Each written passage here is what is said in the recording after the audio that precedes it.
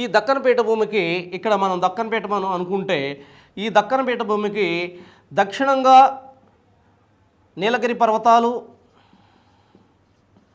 ఉత్తరంగా సాత్పురా పర్వతాలు సరిహద్దుగా ఉన్నాయి. ఇక్కడ పశ్చిమంగా పశ్చిమ కనుమలు, తూర్పు కనుమలు వీటికి విస్తరించున్నాయి. ఇందాక మనం చెప్పుకున్నాం ఈ దక్కన పీఠభూమి ప్రాంతం అంతా కూడా త్రిభుజాకార ప్రాంతంగా మనం చెప్పుకున్నాం. దీనిలో మనకి సాత్పురా పర్వతాలు ఉత్తర సరిహద్దుగా ఉన్నాయి. మిమ్మల్ని అడుగుతాడు క్వశ్చన్ ఇదే విధంగా, దక్కన్ పీఠభూమి యొక్క ఉత్తరి సరిహద్దున ఏ పర్వత వ్యవస్థ ఉంది అని అడుగుతాడు. సాత్పురా పర్వత వ్యవస్థ ఉంది. మరి ఈ సాత్పురా పర్వత వ్యవస్థ వేటి మధ్య ఉంది అని అడుగుతాడు. ఏ నదుల మధ్య ఉందని కూడా అడుగుతాడు. నర్మదా, తపతి నదుల మధ్య సాత్పురా పర్వతాలు ఉన్నాయి. మరి ఈ సాత్పురా పర్వతాలు ఏ పర్వతాలు? ఖండ పర్వతాలు అంటారు వీటిని.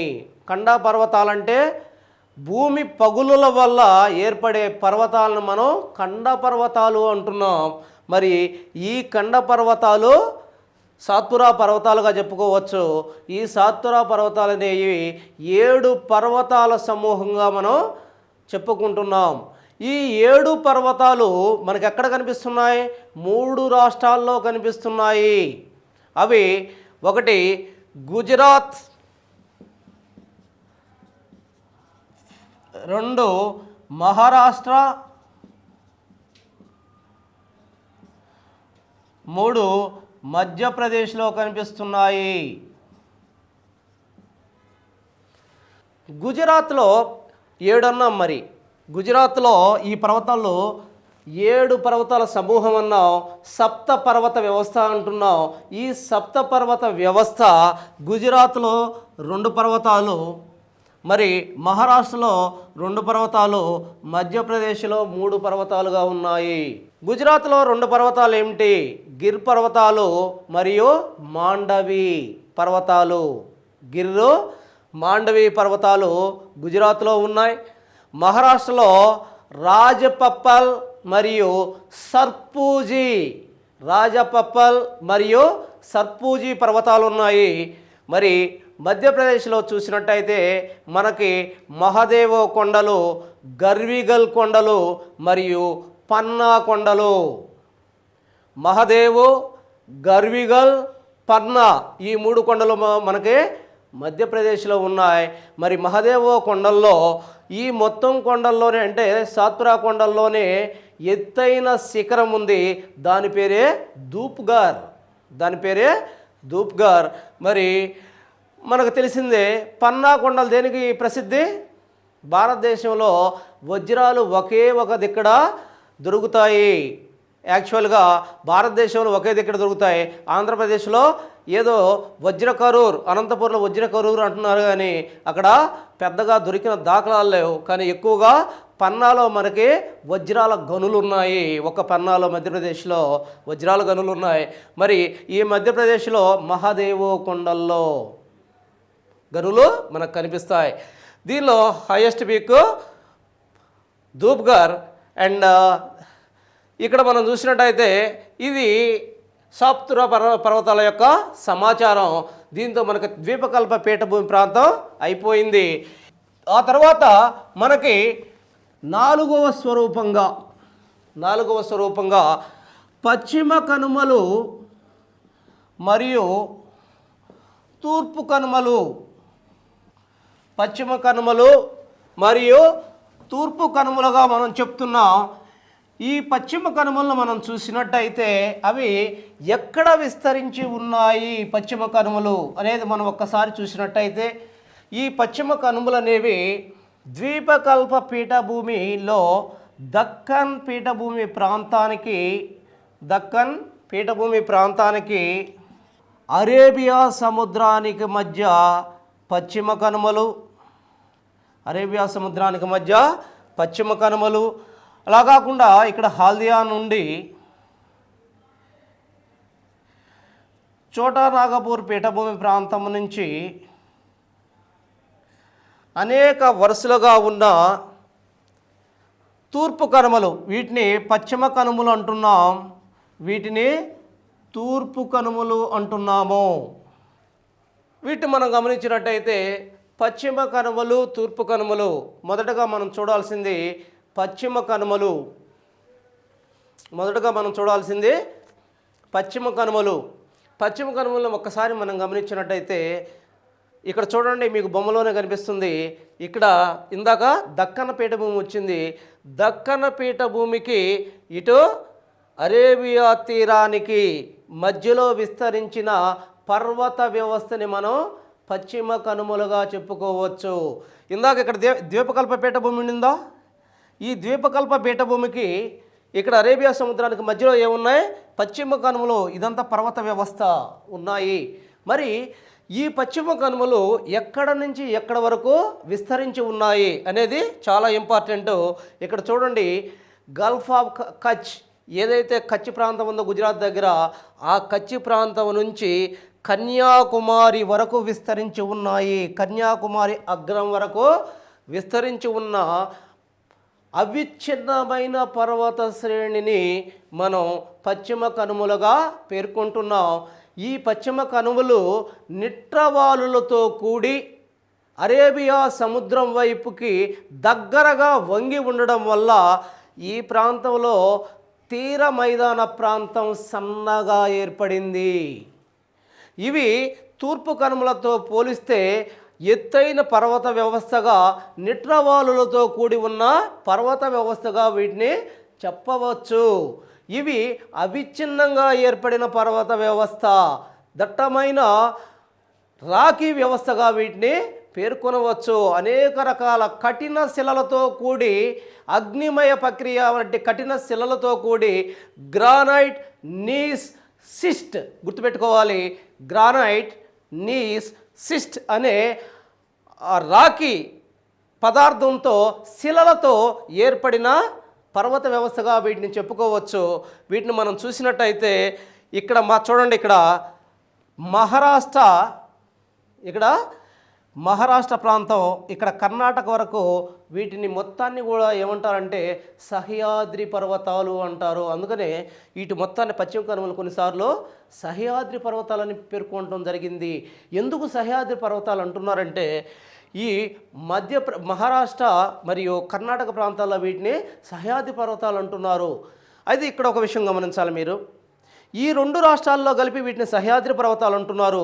మరి ప్రాంతీయంగా ఏ రాష్ట్రం ఆ రాష్ట్రం ఏమని పేర్లతో పిలుస్తుంది దీన్ని? చాలా ఇంపార్టెంట్, గుర్తుపెట్టుకోవాలి. వీటిని కేవలం మహారాష్ట్రలో చూస్తే ఈ రెండు రాష్ట్రాల్లో కలిపి సహ్యాద్రి అంటున్నారు. మరి మహారాష్ట్రలో చూస్తే, ఒక్క మహారాష్ట్రలో మనం చూసినట్టయితే వీటిని సత్మలై, హరిశ్చంద్ర అనే పేర్లతో వీటిని పిలవడం జరుగుతుంది ఈ ప్రాంతంలో. మరి ఈ మహారాష్ట్ర ప్రాంతంలో వీటిలో ఎత్తైన శిఖరం ఏంది? జాగ్రత్తగా గమనించాలి. ఎత్తైన శిఖరం కాల్సుబాయ్. ఎత్తైన శిఖరాన్ని కాల్సుబాయ్ శిఖరము అంటున్నాం. ఆ తర్వాత ఇక్కడ కర్ణాటక తీసుకోండి. కర్ణాటకలో కూడా దీన్ని వేరు వేరు నామాలతో పిలుస్తున్నారు. మరి ఆ వేరు నామాలు ఏంటి? బ్రహ్మగిరి కొండలు అంటున్నారు, వరాహగిరి కొండలు అంటున్నారు, రత్నగిరి కొండలు అంటున్నారు, బాబు బుడాను కొండలు అంటున్నారు. అనేక రకాల పేర్లతో ఈ ప్రాంతంలో పిలవడం జరుగుతుంది. అవి కూడా మీరు గుర్తుపెట్టుకోవాలి, ఏ పేర్లతో పిలుస్తున్నారు. మళ్ళీ ఈ రెండిట్లో కలిపి ఏమని పిలుస్తున్నారు? వీటిని సహ్యాద్రి పర్వత వ్యవస్థగా వీటిని పిలుస్తూ ఉన్నారు. ఆ తర్వాత ఎక్కడైతే మనకి పాల్ఘాట్, ఇక్కడ ఈ పర్వత వ్యవస్థలో 3 ఘాట్లు ఉంటాయి. ఒకటి పాల్ఘాట్, తాల్ఘాట్, బోర్ఘాట్. ఏంటి అవి? వాటి గురించి తర్వాత చూద్దాం. ఫస్ట్ది తాల్ఘాట్, థాల్. 2 భోర్, 3 పాల్. ఇవన్నీ కూడా ఘాట్స్ అంటే ఇవి కూడా రహదారులే. ఇందాక చెప్పుకున్నాం, ఈ పర్వత వ్యవస్థ అంతా కూడా అవిచ్ఛిన్నంగా ఉంటుంది. మరి ఇటు పక్కోళ్ళు ఇటు రావడానికి, ఇటు పక్కోళ్ళు ఇటు రావడానికి మధ్యలో ఉండే రహదారుల్ని మనం ఘాట్స్ అంటున్నాం. 3 ఘాట్స్ మనకు కనిపిస్తాయి, తాల్ఘాట్, బోర్ఘాట్, పాల్ఘాట్. సో వీటిని పక్కన పెడితే ఇక్కడ ఆ తర్వాత ఇక్కడ దాకా మనం ఏమున్నాం, ఈ కర్ణాటక దాకా వీటిని వివిధ పేర్లతో పిలుస్తారు అన్నాం. మరి కర్ణాటక దాటిన తర్వాత ఇక్కడ తమిళనాడులో మనం చూసినట్టయితే ఈ పర్వతాలు నీలగిరి పర్వతాలుగా పరిణామం చెందుతాయి. వీటినే నీలగిరి పర్వతాలు అంటున్నారు. ఈ నీలగిరి ఏది వెస్టర్న్ ఘాట్స్, ఈస్టర్న్ ఘాట్స్ నీలగిరి పర్వతాలుగా మారలేదు. వెస్టర్న్ ఘాట్స్ మాత్రమే నీలగిరి పర్వతాలుగా మారినాయి. ఇక్కడ నీలగిరి గురించి మనం ఖచ్చితంగా చెప్పుకోవాలి. వీటిని కృష్ణగిరులు అని కూడా అంటారు నీలగిరుల్ని. మరి నీలగిరి యొక్క ఇంపార్టెన్స్ ఏంటి? దీంట్లో హయ్యెస్ట్ పీక్, ఎత్తైన శిఖరం ఉంది. దాని పేరే దొడబెట్ట. ఎత్తైన శిఖరం పేరేంది? దొడబెట్ట. దీని ఎత్తు 2627 మీటర్ల ఎత్తుగా ఉంది. దీని ఎత్తు 2627 మీటర్ల ఎత్తుగా ఉంది. దీన్నే దొడబెట్ట అంటున్నాం, ఎత్తైన శిఖరాన్ని. మరి ఈ ప్రాంతంలో ఉన్న వేసవి విడిది కేంద్రం ఏంటి? మన దక్షిణాది ప్రజలందరూ కూడా ఈ ప్రాంతంలోకి వేసవి విడిది కేంద్రానికి ఎండాకాలంలో పోతూ ఉంటారు. ఇదొక రిహాబిలిటేషన్ ప్లేసు. దాన్నే ఊటీ లేదా ఉదకమండలం, ఊటీ లేదా ఉదకమండలం అంటున్నాం. అది ఈ ప్రాంతంలోనే మనకు కనిపిస్తుంది. ఎక్కడ? నీలగిరి ప్రాంతంలో మనకు కనిపిస్తుంది.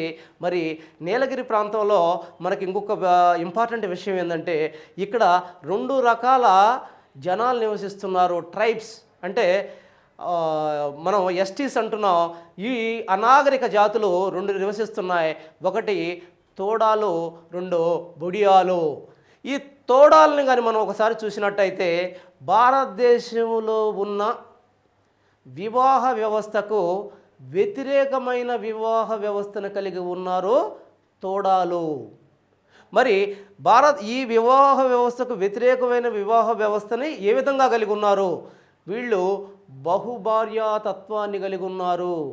ఒక్కొక్కరు 20 నుంచి 30 మంది భార్యల్ని కలిగి ఉంటారు. ఈ బహుభార్యాతత్వాన్ని వీళ్ళు కలిగి ఉన్నారు. అటువంటి తోడాలు ఇక్కడ నివసిస్తున్నారు. వీళ్ళనే తోడాస్ అని మనం చెప్పడం జరిగింది. ఆ తర్వాత మనం చూసినట్టయితే ఇక్కడ పాల్ఘాట్ కింద నుంచి చూడండి, ఇక్కడ చూడండి, జాగ్రత్తగా చూడండి. పాల్ఘాట్ కింద నుంచి ఈ పర్వత వ్యవస్థ ఏర్పడడం అనేది కొంత సంక్లిష్టంగా కనిపిస్తుంది మనకి. చూడండి, ఇక్కడి నుంచి ఇది కేరళలో ప్రవేశించింది ఈ పర్వత వ్యవస్థ. కేరళలో వీటిని అన్నామలై పర్వతాలు అన్నారు. ఈ అన్నామలై పర్వతాలలో ఎత్తైన శిఖరాన్ని అనైముడి శిఖరం అన్నారు. ఈ అనైముడి శిఖరం యొక్క ఎత్తు 2695 మీటర్లుగా ఉంది. ఇది దక్షిణ భారతదేశం మొత్తంలోనే అతి ఎత్తైన శిఖరంగా గుర్తించబడింది. అతి ఎత్తైన శిఖరంగా గుర్తించబడింది. మరి కేరళలో వీటిని అన్నామలై కొండలన్నాం. చూడండి, ఇక్కడ కేరళలో అన్నామలై కొండలుగా గుర్తించబడ్డ ఇవి ఆ తర్వాత తమిళనాడులో ప్రవేశిస్తూ తమిళనాడులో ఇవి 2 శాఖలుగా విడిపోయాయి. ఇక్కడ చూడాలి, 2 శాఖలుగా విడిపోయాయి. ఒక శాఖ తూర్పుగా విస్తరించింది, ఇంకొక శాఖ దక్షిణంగా విస్తరించింది. తూర్పుగా విస్తరించిన శాఖను పళని కొండలు అంటారు. ఏమంటారు? పళని కొండలు అంటారు. మరి పళని కొండలు దేనికి ఫేమస్? దేనికి ప్రాముఖ్యత కలిగి ఉన్నాయి పళని కొండలు? ఇక్కడ ఒక వేసవి విడిది కేంద్రం ఉంది. దానినే కొడైకెనాల్ ఏమంటున్నారు? ఇందాక ఊటీ అని చెప్పుకున్నాం, ఇప్పుడు కొడైకెనాల్ అనే ప్రాంతం ఇక్కడే మనకి రిహాబిలిటేషన్ ప్రాంతం. అది ఈ ప్రాంతంలో మనకు కనిపిస్తూ ఉంది. ఇది ఒక శాఖ పళని కొండలు. మరి 2వ శాఖ పళని కొండలు ఒక శాఖగా చెప్పుకున్నాం. మరి 2వ శాఖగా ఉన్న ఈ శాఖ ఎటు ప్రయాణిస్తుంది? దక్షిణంగా ప్రయాణించే ఈ శాఖని కార్డమమ్ హిల్స్ ఏమంటున్నారు? Cardamom hills. వీటినే యాలుకల కొండలు, యాలుకల కొండలు అంటున్నారు. ఈ ప్రాంతంలో అధిక మొత్తంలో, ఈ కొండల ప్రాంతాలలో అధిక మొత్తంలో యాలకులు పండించడం వల్ల ఈ కొండల్ని యాలుకల కొండలు అంటున్నారు. ఇవి తమిళనాడులో దక్షిణ చివరగా ఏర్పడ్డ పర్వత వ్యవస్థ. అంతేకాదు భారతదేశంలో దక్షిణంగా ఉన్న పర్వత వ్యవస్థగా కూడా వీటిని చెప్పుకోవచ్చు. మరి ఈ పశ్చిమ కనుమల గురించిన సమాచారం అయితే, పశ్చిమ కనుమల్లో మనం అవిచ్ఛిన్నంగా ఏర్పడతాయన్నాం. ఈ అవిచ్ఛిన్నంగా ఏర్పడిన ఈ పర్వత వ్యవస్థలో మనకు మూడు ఘాట్స్ కనిపిస్తాయి. చూడండి, ఇక్కడ చూడండి. ఇప్పుడు 1 తాల్ ఘాట్, 2 బోర్ ఘాట్, 3 పాల్ ఘాట్. ఇక్కడ చూడండి, ఇది తాల్ ఘాట్, ఇది బోర్ ఘాట్, ఇది పాల్ ఘాట్. 2 కూడా మహారాష్ట్రలో ఉంటాయి. తాల్ ఘాట్, బోర్ ఘాట్. పాల్ ఘాట్ అనేది కేరళకి తమిళనాడుకి మధ్యలో విస్తరించి ఉన్న ఘాట్గా దీన్ని చెప్పుకోవచ్చు. తాల్ ఘాట్, ఈ తాల్ ఘాట్ అనేది బాంబే నుండి పూణే నుంచి మధ్యప్రదేశ్లో ఉన్న ఇండోర్ను కలుపుతూ ఈ ప్రాంతంలో దీని గుండా మార్గం వేయబడింది. తర్వాత బోర్ ఘాట్ని తీసుకుంటే, బోర్ ఘాట్ బొంబాయి టు నాసిక్ ప్రాంతాలని రెండుటిని కలుపుతూ మన ప్రభుత్వం ఇక్కడ రహదారి వేయబడింది. చాలా జాగ్రత్తగా గుర్తుపెట్టుకోవాలి. తాల్ ఘాట్ ఏమో బాంబే టు పూణే టు ఇండోర్ వరకు రహదారి వేయబడింది. మరి బోర్ ఘాటు బాంబే టు నాసిక్కి, తర్వాత దక్షిణ ప్రాంతాలకి అక్కడి నుంచి రహదారులు వేయబడింది. మరి పాల్ ఘాట్ చూస్తే వీటన్నిటికన్నా చాలా విశాలమైన ఘాటుగా దీన్ని చెప్పుకోవచ్చు, పెద్ద ఘాటుగా. అందుకే దీన్ని నదీ విసర్జిత లోయగా కూడా పిలుస్తారు. ఏమని పిలుస్తారు? నది విసర్జిత లోయ అని పిలుస్తారు. మరి ఈ ఘాట్ అనేది చాలా వెడల్పుగా ఉంటుంది. ఇది కేరళ తమిళనాడుని కలుపుతూ ఉంటుంది ఈ ఘాటు. ముఖ్యంగా కేరళలో కొచ్చిన్ అనే ప్రాంతాన్ని, తమిళనాడులో కోయంబత్తూర్ అనే ప్రాంతాన్ని, రెండింటినీ కలుపుతూ వేయబడ్డ ప్రాంతంగా మనం దీన్ని గుర్తించవచ్చు. మరి ఈ రకంగా 3 ఘాట్స్ను దీంట్లో మనం చూస్తున్నాము. 3 ఘాట్స్ని మనం చూస్తున్నాం. ఇది యాక్చువల్గా పశ్చిమ కనుమల గురించిన సమాచారం. దీంట్లో మనం క్షుణ్ణంగా చదవడం జరిగింది. ఇక్కడ మీరు ఒకటే గుర్తుపెట్టుకోవాలి, పశ్చిమ కనుమలలో ప్రాంతీయంగా రకరకాల పేర్లతో పిలుస్తున్నారు. వాటి యొక్క పరిణామ క్రమం ఏ విధంగా జరిగిందని మీరు కంప్లీట్గా మ్యాప్లో చదవాలి. కానీ బిట్లుగా చదివితే ఒక 100 బిట్లు చదివినా సరే దీంట్లో మీకు క్లారిటీ రాదు. సో ఆ తర్వాత తూర్పు కనుమలు చూడండి. తూర్పు కనుమలు, ఇక్కడ తూర్పు కనుమలను మనం చూసినట్టయితే, తూర్పు కనుమలు ఎప్పుడు కూడా బంగాళాఖాతం యొక్క తీరానికి, ఇక్కడ దక్కన్ పీఠభూమి ప్రాంతానికి దూరంగా, అంటే బంగాళాఖాతం యొక్క తీరానికి దూరంగా ఏర్పడ్డాయి. కాబట్టి ఈ ప్రాంతంలో తూర్పు తీర మైదానాలు వెడల్పుగా ఏర్పడ్డాయి. చూడండి, ఇక్కడ చాలా దగ్గరగా, ఇది తీరరేఖ అయితే తీరానికి దగ్గరగా ఏర్పడతాయి. ఇవి తీరానికి దూరంగా ఏర్పడ్డాయి. అందుకని ఈ మధ్యలో మైదాన ప్రాంతం, విశాలమైన మైదాన ప్రాంతం ఏర్పడింది. ఆ తర్వాత ఈ తూర్పు కనుమలను మనం చూసినట్టయితే, ఇవి చోటా నాగపూర్, వీటి యొక్క యాక్చువల్గా ఇందాక పశ్చిమ కనుమల యొక్క వెడల్పు నేను చెప్పలేదు. పొడవు 1600 కిలోమీటర్ల మేర పొడవు కలిగి 1200 మీటర్ల సగటు ఎత్తును కలిగి ఉన్నాయి ఇవి. అదే తూర్పు కనుమలను మనం చూసినట్టయితే వీటి యొక్క సగటు ఎత్తు, తూర్పు కనుమల యొక్క సగటు ఎత్తు 900 మీటర్ల నుంచి 1100 మీటర్ల ఎత్తును కలిగి 1200 కిలోమీటర్ల పొడవున విస్తరించి ఉన్నాయి. అయితే ఇవి పశ్చిమ కనుమలంతా ఎత్తైన పర్వత వ్యవస్థ కాదు, గుట్టల లాంటి చిన్న చిన్న పర్వత వ్యవస్థలుగా, వెడల్పైన పర్వతాలుగా మనకు కనిపిస్తాయి. నిట్రవాలులు వీటిలో కనిపించవు. పెద్దగా నిట్రవాలులు పశ్చిమ కనుమలతో చూస్తే నిట్రవాలులు అనేవి ఇవి తక్కువగా ఉంటాయి. మరి వీటిని చూసినట్టయితే ఉత్తరం నుంచి దక్షిణంగా వీటిని భౌతికంగా మనం విభజిస్తే చూడండి, ఇటు ఉత్తరం నుంచి దక్షిణంగా ఈ విధంగా ఉన్న పర్వత వ్యవస్థని మనం విభజించినట్టయితే, ఉత్తరంగా నార్త్ నుంచి సౌత్కి కానీ మనం విభజించినట్టయితే వీటిని ఉత్తర శ్రేణులు,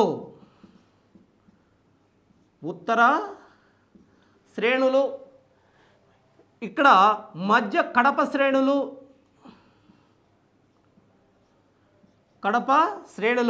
ఇవి దక్షిణ శ్రేణులు. మూడుగా విభజిస్తున్నాము. మామూలుగా భౌతికంగా విభజిస్తే వీటిని మూడుగా విభజించాం. మన సౌలభ్యం కోసం వీటిని మూడుగా విభజించుకున్నాం. వీటిని ఉత్తర శ్రేణులు అన్నాం, మధ్యగా ఉన్న వాటిని కడప శ్రేణులు అన్నాం, వీటిని దక్షిణ శ్రేణులు అన్నాం. వీటిలో ఉత్తరంగా ఉన్న శ్రేణులు ఏంటి? ఇవి ఎక్కడ విస్తరించున్నాయి? ఇవి ఒరిస్సా ప్రాంతంలో విస్తరించున్నాయి. ఈ ఉత్తరంగా ఉన్న శ్రేణుల్ని మనం అనేక రకాల పేర్లతో మనం పిలవడం జరిగింది. వాటిలో ఉత్తరంగా వీటిని ఒరిస్సాలో బాగా జాగ్రత్తగా గమనించండి. విమలగిరి, నియంగిరి, కోరాపుట్, ఏంటి విమలగిరి, నియంగిరి, కోరాపుట్ కొండలుగా మనం ఈ ఉత్తర కొండల్లో మనం చెప్పుకుంటున్నాం. మరి దక్షిణాదిన ఏర్పడిన కొండలు, ఈ దక్షిణంగా ఉండే ఈ కొండలను మనం ఏమంటున్నామంటే ఇవి తమిళనాడులో విస్తరించి ఉన్నాయి. ఈ దక్షిణ కొండలన్నీ కూడా దక్షిణ శ్రేణులు అంటున్నాం. బాగా గమనించాలి. ఉత్తర శ్రేణులు, కడప శ్రేణులు, దక్షిణ శ్రేణులు. ఉత్తర శ్రేణుల్లో మనం ఎక్కడున్నాయని చెప్పుకున్నాం, మనం ఒరిస్సాలో ఉన్నాయని చెప్పుకున్నాం. వీటిని అనేక పేర్లతో పిలుస్తారని కూడా చెప్పాను. తర్వాత దక్షిణ శ్రేణులు, కడప శ్రేణులు మనవి కాబట్టి వీటిని క్షుణ్ణంగా అధ్యయనం చేయాల్సి ఉంటుంది. అందుకనే దక్షిణ శ్రేణులు కాడకు వచ్చాం. దక్షిణ శ్రేణులు అనగా ఇవి తమిళనాడు ప్రాంతంలో విస్తరించి ఉన్నాయి. ఇక్కడ వీటిని జాజి, జవ్వాడి అండ్ షవరాయ్ కొండలని పిలుస్తారు. జాజి, జవ్వాడి మరియు షవరాయ్ కొండలని వీటిని ఈ ప్రాంతంలో పిలవడం జరుగుతుంది. ఇన్ని రకాలుగా వీటిని పిలుస్తున్నారు ఇక్కడ. తర్వాత ఇక్కడ నుంచి చాలా ఇంపార్టెంటు, ఇటు తెలంగాణకి కానీ ఇటు ఆంధ్ర వాళ్ళకి కానీ చాలా ఇంపార్టెంట్. ఎందుకంటే ఈ కొండలన్నీ కూడా, కడప శ్రేణులన్నీ కూడా మనకు సంబంధించిన శ్రేణులు కాబట్టి చాలా ఇంపార్టెంటు. ఒక్కొక్క డిస్టిక్లో ఒక్కొక్క పేర్లతో పిలుస్తున్నారు. వీటిని జాగ్రత్తగా గమనించాలి. ముఖ్యంగా ఈ శ్రేణులు ఏదైతే కడప శ్రేణులు, ఇక్కడ చూడండి, కడప శ్రేణులు ఎక్కడికి వస్తాయి? ఆంధ్రప్రదేశ్ నుంచి, ఇక్కడ ఆంధ్రప్రదేశ్ మొత్తంలో ఉన్న శ్రేణులు. ఇక్కడ ఆంధ్ర రాష్ట్రంలో చూసినట్టయితే ఈ కడప శ్రేణులన్నీ కూడా కొంచెం పర్వత వ్యవస్థను కలిగి ఉన్నాయి. అదే మన తెలంగాణలో చూసినట్టయితే ఈ పర్వతాలన్నీ కూడా ఒక గుట్టల వలె కనిపిస్తున్నాయి. జాగ్రత్తగా గమనించాలి. ఆంధ్రాలో చూస్తే ఇవి కొంచెం కొండల వ్యవస్థను కలిగి ఉన్నాయి, పర్వత వ్యవస్థను కలిగి ఉన్నాయి. అదే తెలంగాణలో చూస్తే ఇవి గుట్టలుగా ఏర్పడి ఉన్నాయి. ఆ విషయాన్ని మాత్రం కంపల్సరిగా మీరు గమనించాలి. అంతేకాకుండా ఈ పర్వతాలు ఒక్కసారి చూడండి. ఇక్కడ ఈ పర్వతాలు, ఇక్కడ కృష్ణా గోదావరి, ఇది గోదావరి, ఈ కృష్ణా మధ్య ఈ పర్వత వ్యవస్థ ఉండదు. మొన్న క్వశ్చన్ అడిగాడు, ఏ నదీ వ్యవస్థల మధ్య ఈ పర్వతాలు అదృశ్యమయ్యాయి? ఏ నదీ వ్యవస్థల మధ్య? కృష్ణా గోదావరి నదుల మధ్య ఇవి కనిపించవు. మరి రెండో క్వశ్చన్, ఏ నదీ వ్యవస్థల మధ్య ఇవి నిజమైన పర్వతాలుగా కనిపిస్తాయి? గోదావరి మహానది. బాగా గమనించాలి. ఎక్కడుంది మహానది? ఒరిస్సాలో ఉంది మహానది. మహానది గోదావరిల మధ్య ఈ పర్వతాలు నిజమైన పర్వతాలుగా కనిపిస్తాయి. మరి గోదావరి, కృష్ణా నదుల మధ్య ఈ పర్వతాలు అదృశ్యమై ఆ తర్వాత కృష్ణా తర్వాత మళ్ళీ ప్రారంభం అవడం మనం చూస్తాం. ఇక్కడ చూడండి, క్లియర్గా కనిపిస్తుంది మీకు. ఈ ప్రాంతంలో నిజమైన పర్వతాలు కనిపిస్తాయి, ఈ ప్రాంతంలో ఈ నదుల మధ్య కనిపించట్లేదు, మరలా కింద కనిపిస్తున్నాయి. ఈ విషయాన్ని మీరు జాగ్రత్తగా గమనించాలి.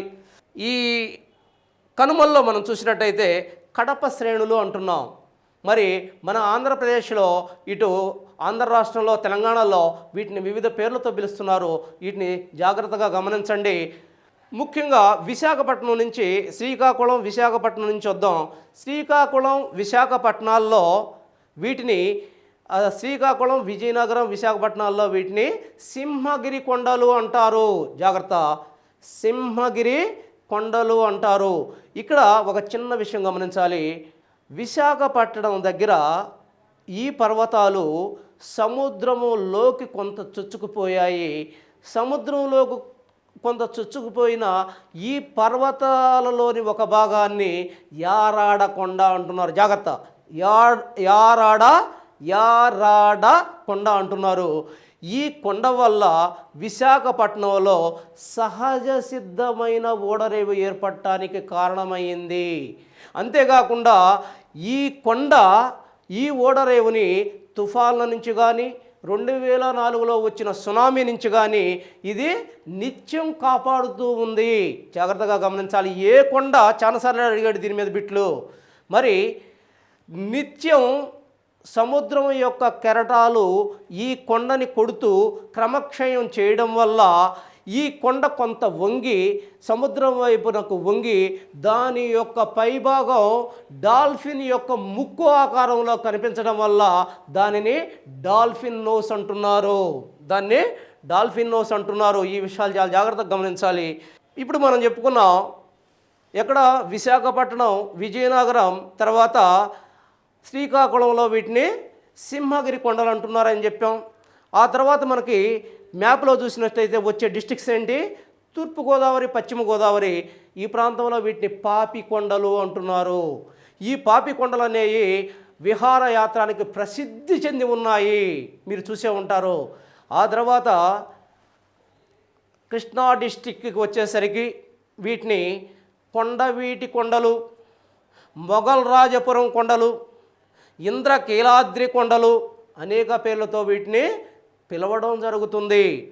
ఆ తర్వాత గుంటూరు దగ్గరకు వచ్చేసరికి వీటిని కోటప్ప కొండ, వినుకొండ అనేక రకాలుగా పిలుస్తున్నారు. ఆ తర్వాత గుంటూరు తర్వాత మనం చూసినట్టయితే ప్రకాశం డిస్టిక్ వచ్చేలకే వీటిని చీమకుర్తి కొండలు అంటున్నారు. విశాఖ నుంచి నెల్లూరు వచ్చేసరికి వీటిని ఎర్రమలై కొండలు, వెలికొండలు అని పేర్లతో పిలుస్తున్నారు. ఆ తర్వాత మనం చూసినట్టయితే ఇక్కడ నెల్లూరు ఉంటుంది. ఈ నెల్లూరు దగ్గర వీటిని వెలికొండలు అంటున్నాం. ఆ తర్వాత వచ్చేసరికి ఇక్కడి నుంచి ఇది తమిళనాడు కాబట్టి ఇక్కడి నుంచి మళ్ళీ ఇటు తిరుగుతుంది. ఇక్కడ చిత్తూరు ఉంటుంది. మరి చిత్తూరులో వీటిని ఏ పేర్లతో పిలుస్తున్నారు? చిత్తూరులో వీటిని శేషాద్రి కొండలు ఫేమస్. ఇది ఎందుకు ఫేమస్? వెంకటేశ్వర స్వామి అనే ఒక స్వామి ఈ ప్రాంతంలోనే నిలయమై ఉన్నాడు. ఏనుగు మల్లమ్మ కొండలు, అంతేకాకుండా ఆవులపల్లి కొండలు అనేక పేర్లతో పిలుస్తున్నారు. ఒకటి శేషాద్రి కొండలు, ఏనుగు మల్లమ్మ కొండలు మరియు ఆవులపల్లి కొండలు అనేది చాలా ఇంపార్టెంట్. ఈ ఏనుగు మల్లమ్మ కొండల దగ్గర ఈ ప్రాంతంలో ఒక హార్స్లీ హిల్స్ అనే ఒక రిసార్ట్, ఈ మొత్తం కొండల ప్రాంతంలో ఉన్న ఒకే ఒక సమ్మర్ రిసార్ట్గా దీన్ని చెప్పచ్చు. దాన్నే హార్స్లీ హిల్స్ అంటున్నాం. అది ఏనుగు మల్లమ్మ కొండల శిఖరాలు, ఆ పర్వత ప్రాంతాల్లో ఉండటం మనం గమనిస్తాం. కడప దగ్గర వీటిని పాలకొండలు అంటున్నారు. మరి కర్నూలు దగ్గరకు వచ్చేలాక వీటిని నల్లమలై కొండలు, కర్నూలు దగ్గర వీటిని ఏమంటున్నారు? నల్లమలై కొండలు అంటున్నారు కర్నూలు దగ్గర. ఆ తర్వాత మనం చూస్తే చివరిదిగా అనంతపూర్ దగ్గర వీటిని మడకసిరి గుట్టలు ఏమంటున్నారు? మడకసిరి గుట్టలు అంటున్నారు. ఇది ఆంధ్ర రాష్ట్రంలో. తర్వాత తెలంగాణ దగ్గరకు వచ్చేసరికి తెలంగాణలో కూడా వీటిని అనేక గుట్టలుగా పేర్కొంటున్నారు. ముఖ్యంగా మన ప్రస్తుత తెలంగాణ రాజధాని అయిన హైదరాబాద్లో వీటిని రాచగుట్టలు. ఆ తర్వాత రంగారెడ్డిలో వీటిని అనంతగిరి గుట్టలు అంటున్నారు. మరి ఇక్కడ నల్గొండలో, పక్కనే ఉన్న నల్గొండలో చూస్తే వీటిని యాదగిరి గుట్టలు అంటున్నారు. పక్కనే ఉన్న వరంగల్లో చూస్తే వీటిని కదియకల్ గుట్టలు అంటున్నారు. మరి ఆమ్నాబాద్ గుట్టలని మహబూబ్ నగర్లో ఆమ్నాబాద్ గుట్టలు అంటున్నారు. మరి రాఖీ గుట్టలు అని చెప్పి కరీంనగర్లో వీటిని అంటున్నారు. మరి నిర్మల్ గుట్టలని వీటిని ఆదిలాబాద్లో అంటున్నారు. నిర్మల్ గుట్టలుగా ఆదిలాబాద్లో పేర్కొంటున్నారు. ఇన్ని రకాల గుట్టలుగా వీటిని పేర్కొంటున్నారు. తెలంగాణలో మొత్తంలో ఇందాక నేను చెప్పినట్టు కొండలుగా కాకుండా వీటిని గుట్టలుగా పేర్కొంటున్నారు. మరి ఈ ప్రాంతంలో మనం చూసినట్టయితే వీటిలో అతి ఎత్తైన శిఖరంగా దేన్ని పేర్కోవచ్చు? అతి ఎత్తైన శిఖరంగా మనం చూసినట్టయితే ఇక్కడ విశాఖపట్నం దగ్గర ఉన్న జిందగాడ రీసెంట్గా వచ్చింది. చాలా జాగ్రత్తగా ఉండండి. రీసెంట్గా వచ్చింది. ఇంతకుముందు మనకి మహేంద్రగిరి అని చెప్పారు, 1500 ఒక మీటర్ అని చెప్పారు. ఇది 1690 మీటర్లతో రీసెంట్గా కనుక్కున్నారు దీన్ని. అది ఎత్తైంది. దీని పేరే జిందగాడ. ఆ తర్వాత సెకండ్ వన్ వచ్చేసి మనకి విమలగిరి, ఆ తర్వాత వచ్చేసి మహేంద్రగిరి అనేవి ఇవన్నీ కూడా దీంట్లో ఎత్తైన శిఖరాలుగా మనం చూస్తూ ఉన్నాము. మరి వీటిని కానీ మనం చూసినట్టయితే వీటిని తూర్పు తీర మైదాన ప్రాంతాలుగా మనం గుర్తించడం జరుగుతూ ఉంది. ఈ తూర్పు కనుమల్లో మనం చూసినట్టయితే కిందకు వచ్చేసరికి పైనంతా కూడా ఇవి కొండ ప్రాంతాలుగా కొంచెం నిట్రవాళ్ళతో కలిగి ఉండి కిందకు వచ్చేసరికి ఇవి చిన్న చిన్న గుట్టలుగా మారుతూ ఉంటాం గమనిస్తాం. ఎందుకంటే మన క్వశ్చన్లో ఇదే విధంగా అడిగాడు. తూర్పు కనుమల యొక్క ఏ ప్రాంతాలు పర్వత క్యారెక్టర్ని లక్షణాన్ని కలిగి ఉన్నాయి? ఉత్తర భాగం పర్వత లక్షణాలు కలిగి ఉంటే దక్షిణ భాగం గుట్ట స్వభావాన్ని కలిగి ఉంది. ఈ విషయాన్ని మీరు ఖచ్చితంగా గమనించాలి. సో మనకి ఇప్పటివరకైన పాఠ్యాంశంలో 5 ప్రధాన భూస్వరూపాల్లో మనం 4 భూస్వరూపాల గురించి క్షుణ్ణంగా అధ్యయనం చేయడం జరిగింది. మొదటి ఇది హిమాలయాలు, రెండవది మధ్య మహా మైదాన ప్రాంతాలు, మూడవదిగా మనం చూసినట్టయితే ద్వీపకల్ప పీఠభూమి ప్రాంతం, నాలుగవదిగా పశ్చిమ కనుమలు మరియు తూర్పు కనుమల గురించి మనం క్షుణ్ణంగా అధ్యయనం చేయడం జరిగింది. మరి 5వదిగా తూర్పు తీర మరియు పశ్చిమ తీర మైదానాలు.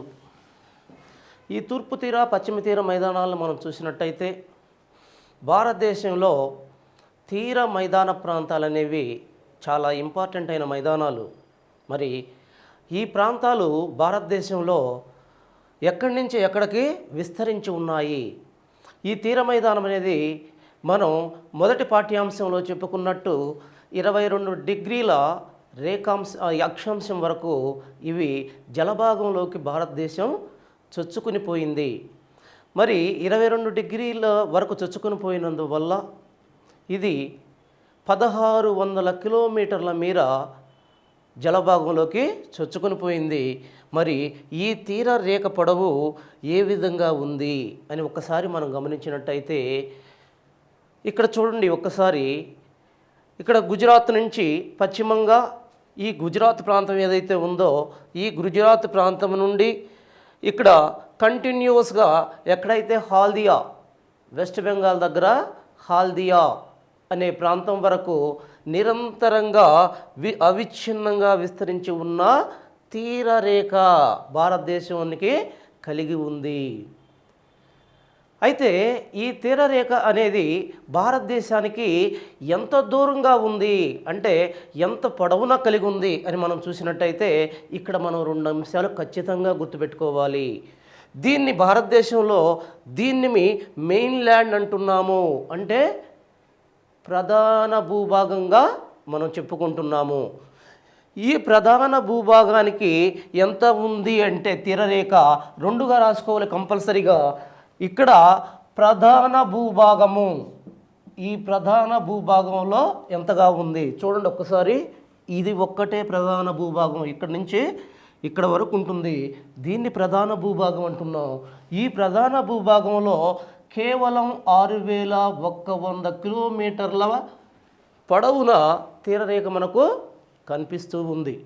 అయితే దీంతో పాటుగా మనం చూసినట్టయితే ఈ ప్రాంతంలో మీకు తెలిసిందే, ఈ ప్రాంతంలో వీటిని ఏమంటారు? అండమాన్ నికోబార్ దీవులు అంటారు. అండమాన్ అండ్ నికోబార్ దీవులు అంటున్నాం. మరి ఈ ప్రాంతంలో ఉన్న వీటిని ఏమంటున్నాం? లక్షద్వీపులు అంటున్నాము. లక్షద్వీపులు అంటున్నాం.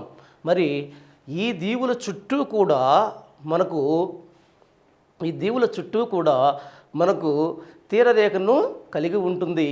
మరి ఈ తీరరేఖ మొత్తం భారతదేశ భూభాగానికి ఎంత తీరరేఖ ఉంది అని కానీ మనం గమనించినట్టయితే మొత్తంగా చూసినట్టయితే 7516 కిలోమీటర్ల పొడవైన తీరరేఖను కలిగి ఉంది భారతదేశం. 7516 కిలోమీటర్ల తీరరేఖను కలిగి ఉంది. మరి ఈ తీరరేఖ ప్రాంతంలో మనకి తీర మైదాన ప్రాంతాలు కనిపిస్తాయి. ఈ తీర మైదాన ప్రాంతాలు ఎలా ఏర్పడతాయి? ఏదైతే ఈ కొండల్లో పుట్టిన నదీ వ్యవస్థ ఇటు పశ్చిమంగా ప్రవహించి లేదా తూర్పుగా ప్రవహించి రెండు వైపులా ప్రవహిస్తున్నాయి. పశ్చిమంగా కాకుండా తూర్పుగా ఎక్కువగా ప్రవహిస్తున్నాయి. ఎందుకంటే ద్వీపకల్ప పీఠభూమి తూర్పు వైపునకు వంగి ఉండటం వల్ల తూర్పుకి అనేక నదులు ప్రవహించి బంగాళాఖాతంలో కలుస్తున్నాయి. మరి ఈ బంగాళాఖాతంలో కలిసే నదులు ఈ ప్రాంతంలో తను తెచ్చిన ఒండ్రు మట్టిని నిక్షేపించటం వల్ల ఇక్కడ మైదాన ప్రాంతాలు ఏర్పడుతున్నాయి. ఇక్కడ తూర్పు తీర మైదానం ఇక్కడ ఒక్కసారి చూడండి. ఈ తీర మైదాన ప్రాంతాన్ని మొత్తం కూడా మనం కొన్ని భాగాలుగా విభజించుకుంటున్నాం. మన సౌలభ్యం కోసం కొన్ని భాగాలుగా మనం విభజించుకుంటున్నాం. వాటిని మనం చూసినట్టయితే వీటిలో మనకు ముఖ్యంగా చూసినట్టయితే వీటిలో మనకి యాక్చువల్గా ఇటుపక్క తీర మైదానాలు అంటే పశ్చిమ తీర మైదానాల్ని తూర్పు తీర మైదానాల్ని మనం విభజించుకుందాం. ఫస్ట్ వీటిని ఖచ్చితంగా విభజించుకోవాలి. వీటిని విభజించినట్టయితే వీటిని 3 రకాలుగా మనం విభజిస్తున్నాం. మొదటిగా గుజరాత్ తీర మైదానం, 2 పశ్చిమ తీర మైదానం, 3 తూర్పు తీర మైదానం. యాక్చువల్గా టెక్స్ట్ బుక్స్లో పశ్చిమ తీర మైదానం తూర్పు తీర మైదానం అని మాత్రమే ఉంది. మన సౌలభ్యం కోసం మనకు అర్థం కావటం కోసం దాన్ని ఇంకా మనం డీవియేట్ చేసుకుంటున్నాం. గుజరాత్ తీర మైదానం, దీన్ని మనం గుజరాత్ తీర మైదానం అంటున్నాం. చూడండి, ఇక్కడ నేను కంప్లీట్గా విజన్లో చూపిస్తున్నాను. ఇది గుజరాత్ తీర మైదానం. మరి ఈ గుజరాత్ తీర మైదానం ఎలా ఏర్పడింది? దీనిలో మాహి, సబర్మతి అనే 2 నదులు, ఆ నదుల యొక్క నిక్షేపాల వల్ల ఈ మైదానం ఏర్పడింది. మరి ఈ మైదానం యొక్క ఇంపార్టెన్స్ ఏంటి అని కానీ మనం చూసినట్టయితే ఈ మైదానంలో మనకి అనేక రకాల కొండలు, గుట్టలు, మైదానాలు, అంతేకాకుండా అనేక రకాలైన పీఠభూమి ప్రాంతాలతో కూడి అనేక రకమైన గల్ఫ్స్ అంటే కేఫ్స్, గల్ఫ్స్ ఇవన్నీ కూడా ఈ ప్రాంతంలో మనకు కనిపిస్తున్నాయి.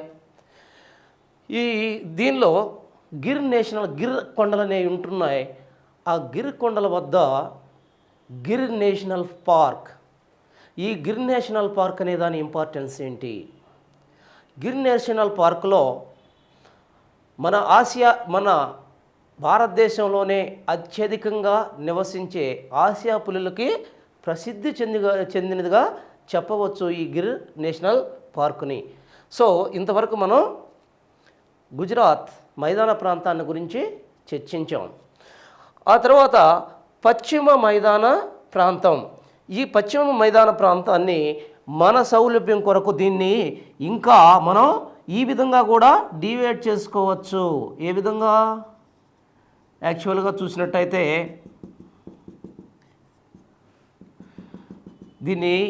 ఈ మైదాన ప్రాంతాలను మనం చూసినట్టయితే పశ్చిమ మైదాన ప్రాంతం, ఫస్ట్ పశ్చిమ మైదాన ప్రాంతాలు ఎక్కడ నుంచి ఎక్కడికి విస్తరించి ఉన్నాయనేది మనం తెలుసుకోవాలి. వీటి విస్తరణను మనం చూసినట్టయితే ఇవి గుజరాత్ దగ్గర నుంచి కన్యాకుమారి అగ్రం వరకు, గుజరాత్ దగ్గర నుంచి కన్యాకుమారి అగ్రం వరకు ఇవి విస్తరించి ఉన్న భాగాలుగా మనం చెప్పుకోవచ్చు. వీటిల్లో ముఖ్యంగా మనం గమనించాల్సింది ఏంటంటే ఇవి చాలా సన్నగా ఉంటాయి. ఈ మైదాన ప్రాంతాలు, పశ్చిమ మైదాన ప్రాంతాలు తూర్పు మైదాన ప్రాంతాలతో పోల్చిన సన్నగా ఉంటాయి. వెడల్పుగా ఉండవు, సన్నగా ఉంటాయి. అంతేకాకుండా తూర్పు మైదాన ప్రాంతాలతో పోలిస్తే పశ్చిమ మైదాన ప్రాంతాలు నిస్సారంగా ఉంటాయి, అంత సారవంతమైనవి కావు. దానికి కారణం కూడా చెప్తాను వినండి. దీనికి ముఖ్య కారణం ఏంటి అంటే, ఏ అయితే పశ్చిమ కనుమలు ఈ ప్రాంతాల్లో ఉన్నాయో, ఈ పశ్చిమ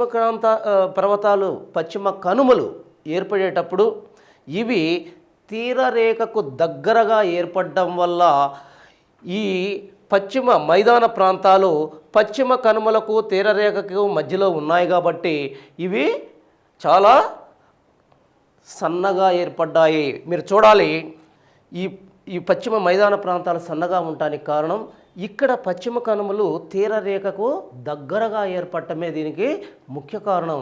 అంతేకాకుండా ఈ పశ్చిమ కనుమల్లో ఏర్పడే నదీ వ్యవస్థలు ఇటు దగ్గరగా అరేబియా సముద్రంలో కలిసేటప్పుడు ఈ పర్వత వ్యవస్థ నుంచి కిందకు దూకుతూ ఒక్కసారిగా సముద్రంలో కలవడం వల్ల, ఎందుకంటే దీనికి నదులు ఏర్పడడానికి ఈ సముద్రానికి మధ్య దూరం లేదు కాబట్టి నదులు పర్వతాల మీద నుంచి ప్రవహిస్తూ ఒక్కసారిగా సముద్రంలోకి దూకుతున్నాయి.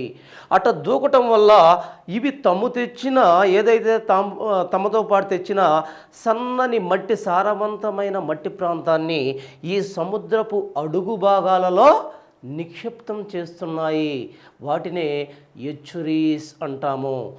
ఈ ప్రాంతంలో నదులు డెల్టాలను ఏర్పరచలేవు, జాగ్రత్తగా గమనించాలి. ఈ ప్రాంతంలో నదులు డెల్టాలను ఏర్పరచలేవు. మరి వేటిని ఏర్పరుస్తాయి?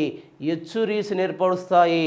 మరి పశ్చిమ తీరంలో నదులు ఎచ్చురీస్ని ఎందుకు ఏర్పరుస్తాయంటే ఇక్కడున్న నదులు ఒక్కసారిగా సముద్రంలో దూకటం వల్ల తాము తెచ్చిన మట్టిని సముద్రం యొక్క అంతర్భాగంలో మైదానంలాగా ఏర్పరుస్తున్నాయి.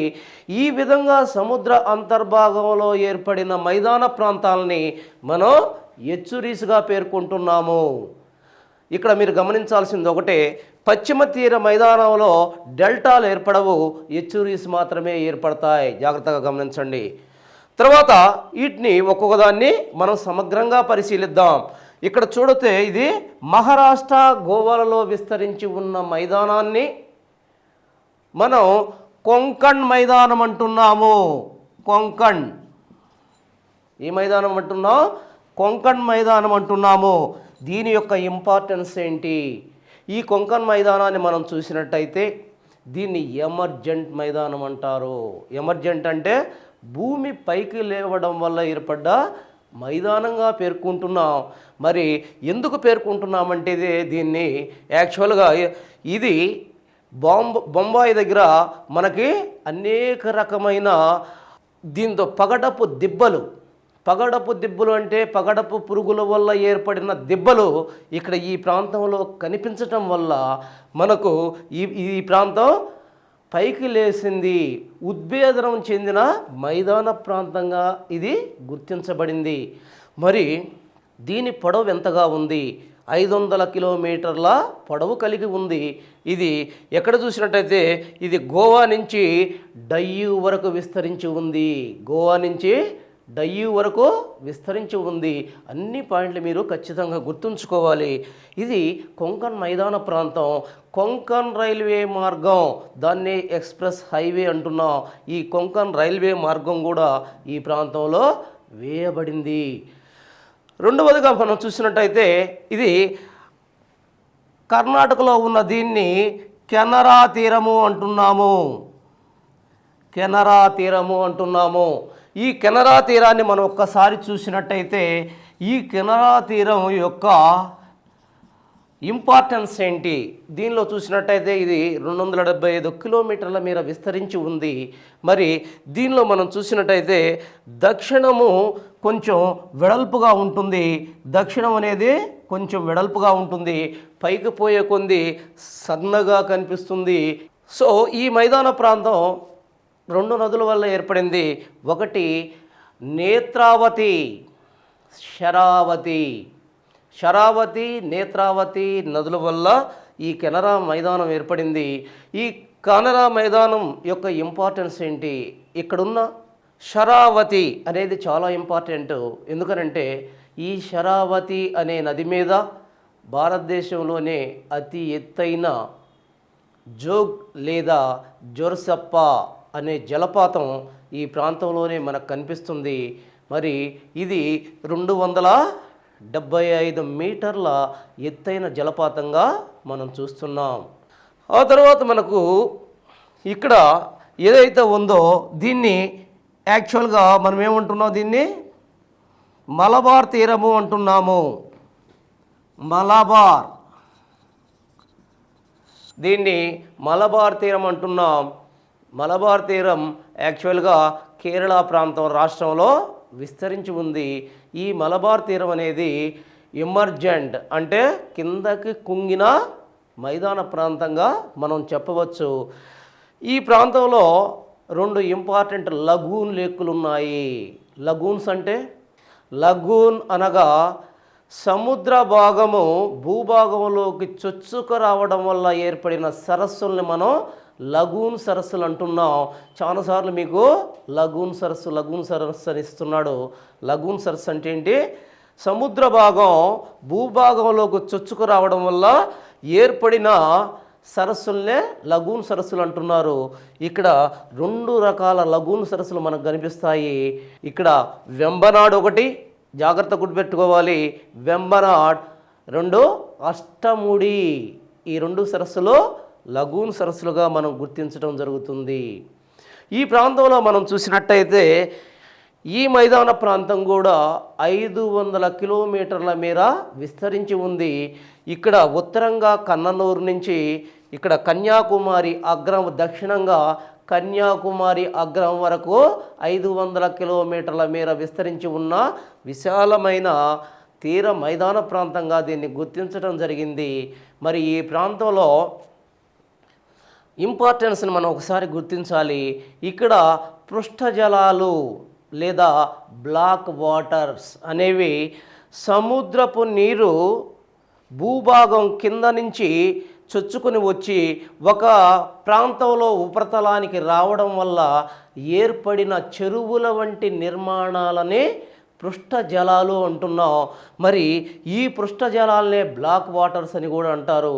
ఈ పృష్ఠ జలాలని సరస్సులతో అనుసంధానం చేసి ఈ ప్రాంతాలలో చాలా చీప్ ట్రాన్స్పోర్టేషన్ని డెవలప్ చేస్తున్నారు. చాలా జాగ్రత్తగా గమనించండి, చీప్ ట్రాన్స్పోర్టేషన్ని డెవలప్ చేస్తున్నారు.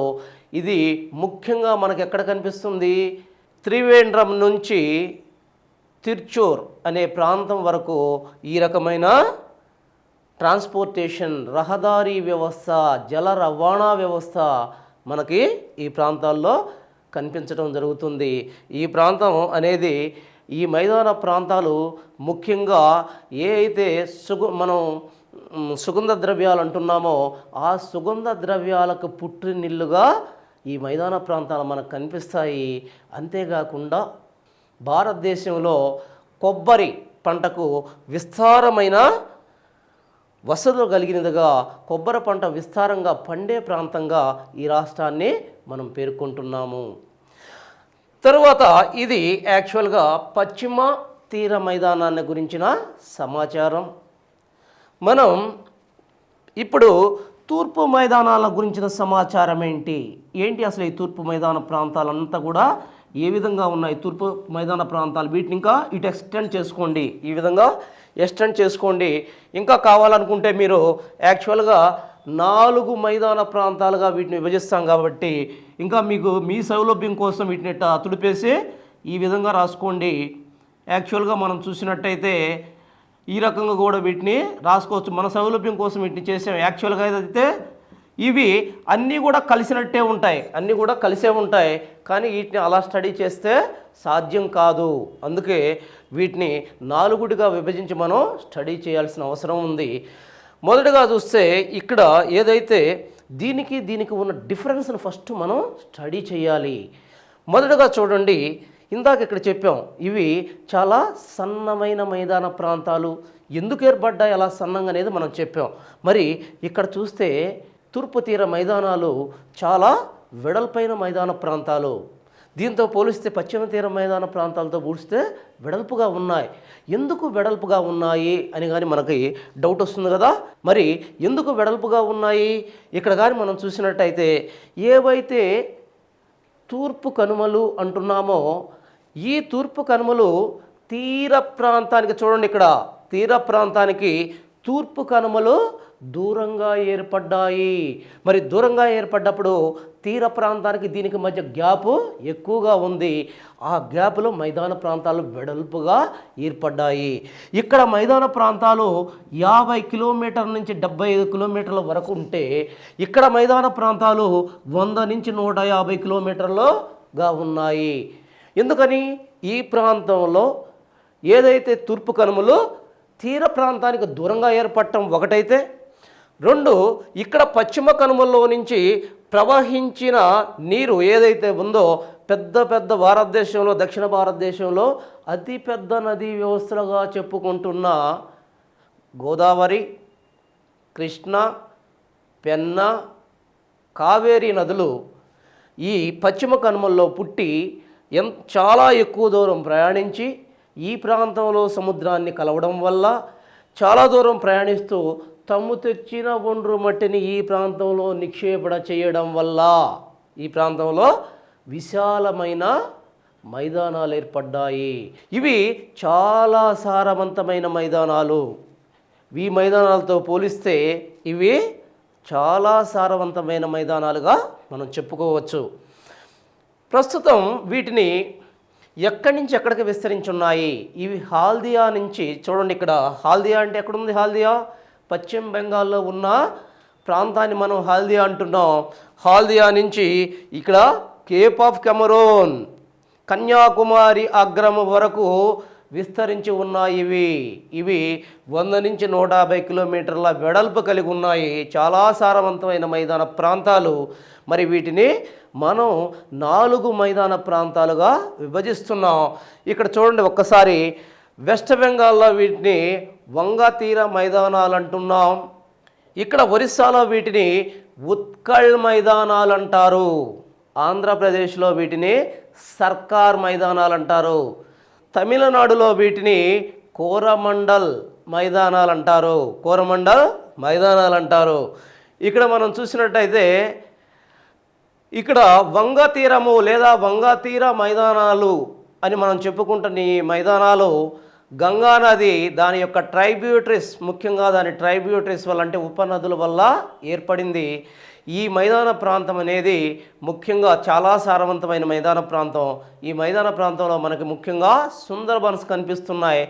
మడ అడవులు, ప్రపంచంలోనే అతిపెద్దవైన మడ అడవులు ఈ ప్రాంతంలో మనకు కనిపిస్తున్నాయి.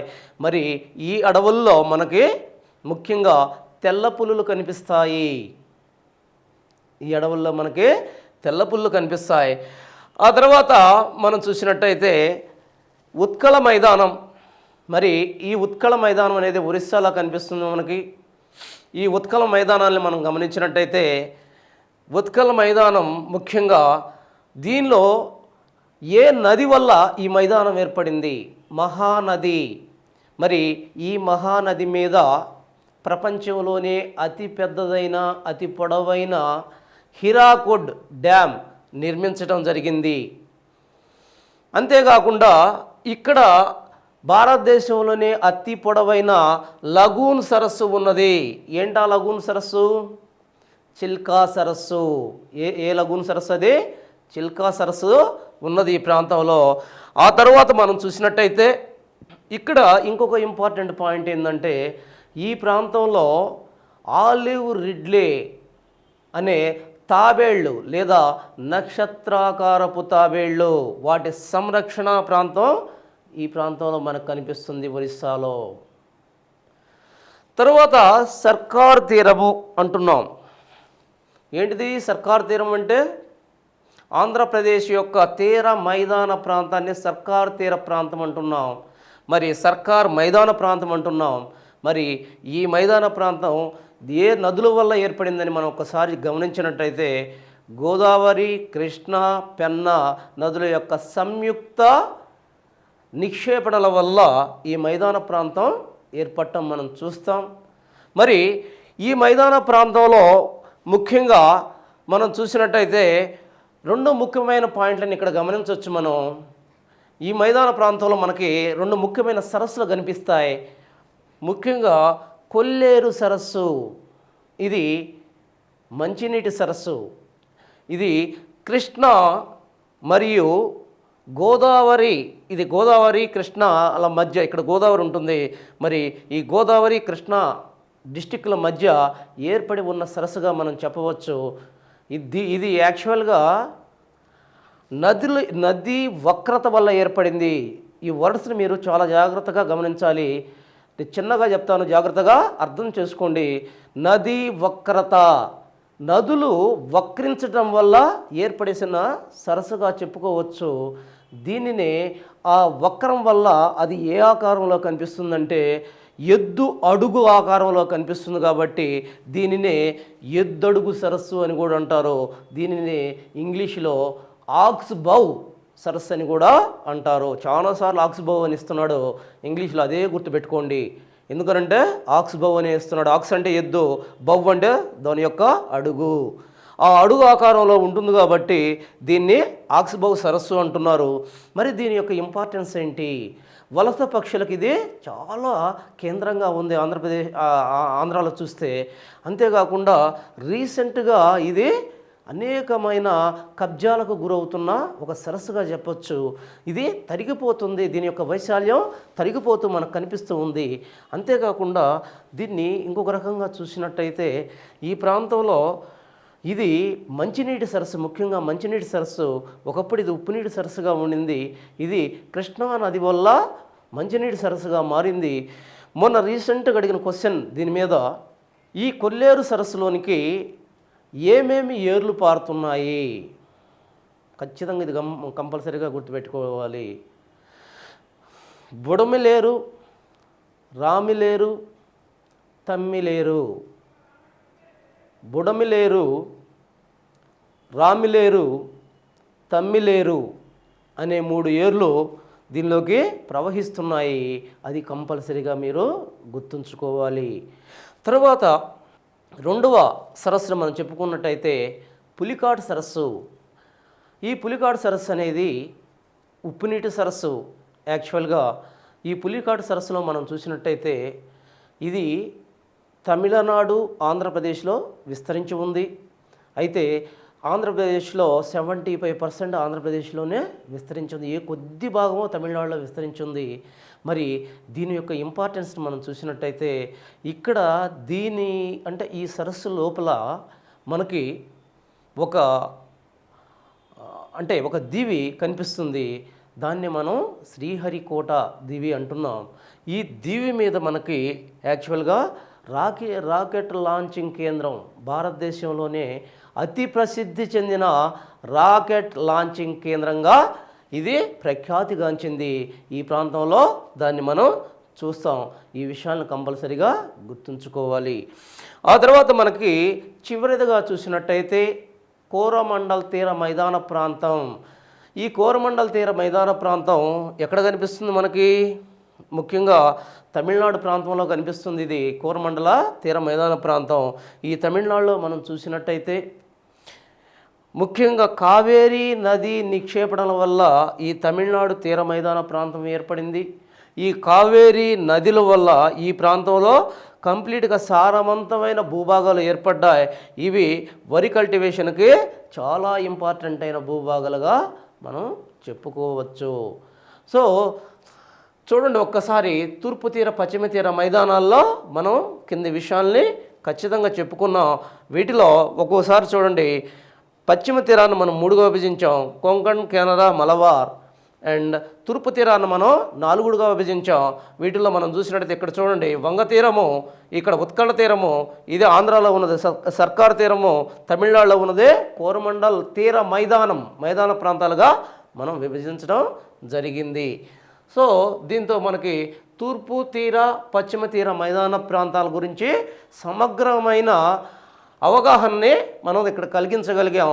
సో దీనిలో మీరు ప్రతి పాయింట్ని కూడా జాగ్రత్తగా మ్యాప్ బేస్డ్తో మీరు ఖచ్చితంగా క్షుణ్ణంగా పరీక్షిస్తూ అట్లాస్ పెట్టుకొని దగ్గర పెట్టుకొని దయచేసి మీరు దీని గురించి పూర్తి అవగాహన తెచ్చుకుంటేనే రేపు వాడు క్వశ్చన్ని ఎలా ఇచ్చినా సరే మీరు ఆన్సర్ చేయగలుగుతారు.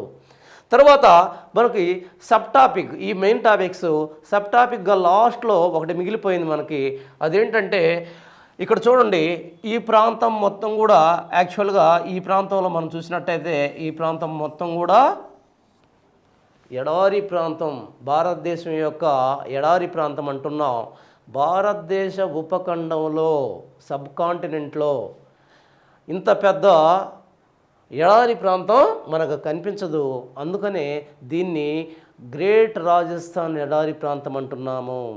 మరి రాజస్థాన్ ఎడారి ప్రాంతం అని ఎందుకు అంటున్నామంటే ఈ ప్రాంతంలోనే మనకు ఎక్కువగా రాజస్థాన్లోనే ఇది కనిపిస్తుంది కాబట్టి దీన్ని రాజస్థాన్ ఎడారి, గ్రేట్ రాజస్థాన్ ఎడారి ప్రాంతం అంటున్నాం. ఇది 2 లక్షల చదరపు కిలోమీటర్ల విస్తీర్ణాన్ని కలిగి ఉన్న ఒక ఇసుక మైదాన ప్రాంతం. ఈ ప్రాంతంలోనే భారతదేశంలో అత్యధిక ఉష్ణోగ్రతలు నమోదవుతాయి. ఈ ప్రాంతంలో చూసినట్టయితే అత్యల్ప వర్షపాతం కూడా ఇక్కడే నమోదవుతుంది. కొన్ని సంవత్సరాల వరకు వర్షం పడని ప్రాంతాలు ఇక్కడ మనకు కనిపిస్తాయి. దీన్ని ఒక్కసారి మనం గమనించినట్టయితే ఎక్కడెక్కడ విస్తరించింది, పూర్తిగా రాజస్థాన్లో విస్తరించింది. హర్యానా యొక్క దక్షిణ ప్రాంతం మరియు పాకిస్తాన్లో కొంతవరకు ఇది విస్తరించి ఉంది.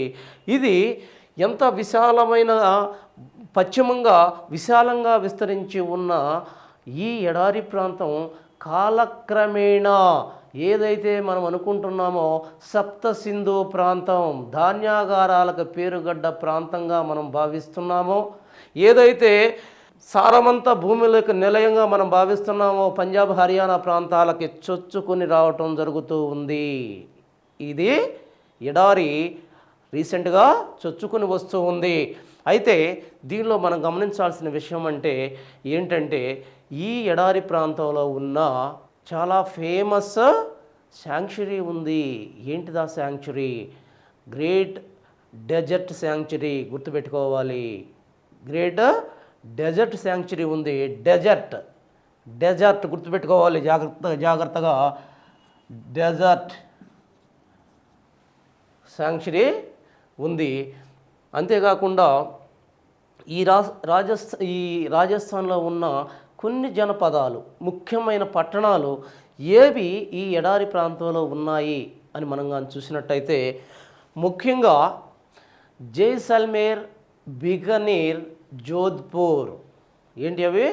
జైసల్మేర్, బికనీర్, జోధ్పూర్ అనే ఈ ముఖ్యమైన పట్టణాలు ఈ ప్రాంతంలో మనకు కనిపిస్తూ ఉంటాయి.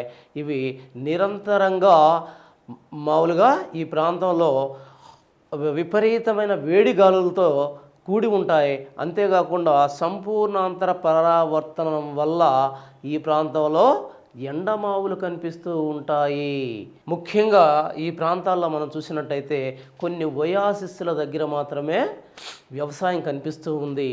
అంతేకాకుండా ఇక్కడ రవాణా అనేది ఓడల ద్వారా ఎక్కువగా జరుగుతుంది. దీన్నే కారేవాన్స్ ఏమంటారు? కారేవాన్స్ అంటారు. మరి ఈ ఓడల్ని ఈ ఒంటెల్ని ఎడారి ఓడలు అంటారు. ఏమంటారు? ఎడారి ఓడలు అంటారు. సో దీంతో మనకి భారతదేశ నైసర్గిక స్వరూపం అనే పాఠానికి సంబంధించిన కంప్లీట్ సిలబస్ దీంట్లో పూర్తయింది. సో మనం చెప్పుకున్న సిలబస్లో మనం 5 ప్రధాన భాగాలుగా విభజించాము నైసర్గిక స్వరూపాన్ని. వాటిని ఒక్కొక్క భాగాన్ని క్షుణ్ణంగా అధ్యయనం చేశాం.